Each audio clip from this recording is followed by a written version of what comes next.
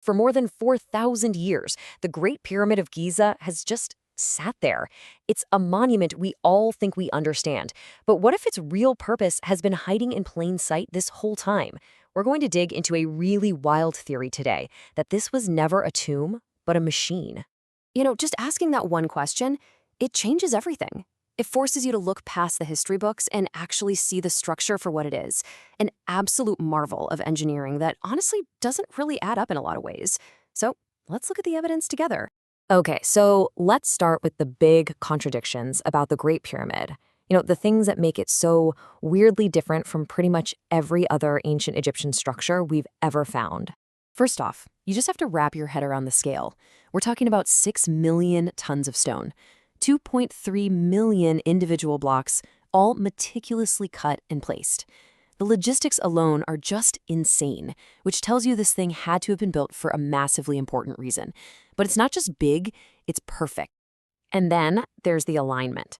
The whole pyramid is pointed to true north with an error of less than 0.05 of a degree. I mean, that is a level of accuracy that would be a serious challenge for us today.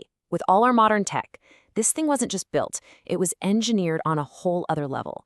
So you see this unbelievable exterior, and you'd naturally think the inside must be just as incredible, right?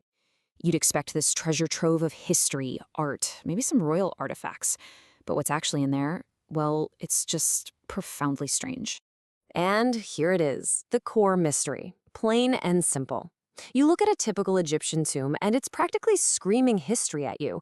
It's covered in hieroglyphs, spells, everything a pharaoh would need for the afterlife. But the Great Pyramid?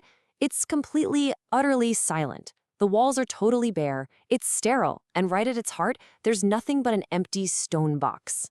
No body. Ever. This total lack of decoration, of any kind of message, has stumped historians for centuries. But what if we stop trying to see it as a tomb? What if we start looking at it as a piece of functional hardware? That's when the clues start to click into place in a whole new way. Take a look at the shafts inside. They're not hallways. They are these tiny, perfectly cut channels, way too small for a person to crawl through. And get this, they were sealed from the inside for thousands of years. They definitely weren't for air. And here's the kicker. Some of them end at these small stone doors, fitted with copper handles, a highly conductive metal. So if these shafts weren't for people, and they weren't for air, what in the world were they for? The copper is a huge clue. It suggests they were designed to be conduits. But conduits for what exactly? Okay, this is where the theory gets really specific. It's been reported that traces of zinc and hydrochloric acid have been found inside these sealed systems.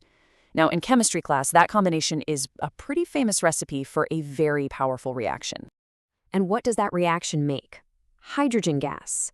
Yeah, one of the most energetic elements we know of, a powerful fuel. The theory here is that these shafts weren't just passages at all. They were sophisticated chemical reactors, designed specifically to produce and channel this energy. But the chemical reaction? That's just one piece of the puzzle.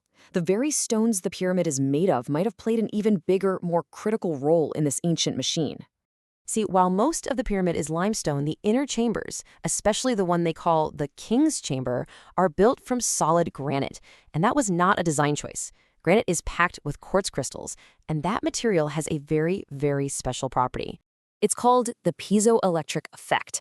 Basically, when you squeeze or vibrate quartz, it generates an electric charge. You can think of it like a stone battery that gets switched on by pressure. So how would this actually work in the pyramid? Well, first, you've got the constant, immense pressure from millions of tons of stone pushing down. Second, the pyramid's unique shape would capture and amplify the Earth's natural seismic vibrations. And third, all those quartz crystals packed inside the granite would convert all that mechanical stress into a steady electrical charge. This leads us to a pretty mind-blowing idea. What if the iconic pyramid shape isn't symbolic at all? What if its shape is its function? A perfect design to focus pressure, amplify vibration, and concentrate energy right at its core. So let's just tie all of this together for a second. When you look at all the evidence through the lens of a machine, the biggest mysteries about the pyramid, they suddenly start to look a lot like design features. All of a sudden, the emptiness makes perfect sense. If the pyramid was a finely tuned machine built on resonance, a body or treasures or anything else in there would actually interfere with how it worked. The lack of decoration isn't a mystery, it's a requirement. This was all about function, not form. Every single piece that doesn't fit the tomb theory, the specific choice of materials, the impossible precision, those sealed shafts with copper fittings, the sterile and silent interior, all of it aligns perfectly with the blueprint for some kind of power plant. Every mystery becomes a feature. Now, officially, the Great Pyramid is still considered a tomb, but the questions, the engineering anomalies, they're still there. So we're left with this thought. What if the greatest wonder of the ancient world wasn't a monument looking back at the past, but a machine designed for a future that we never even knew existed?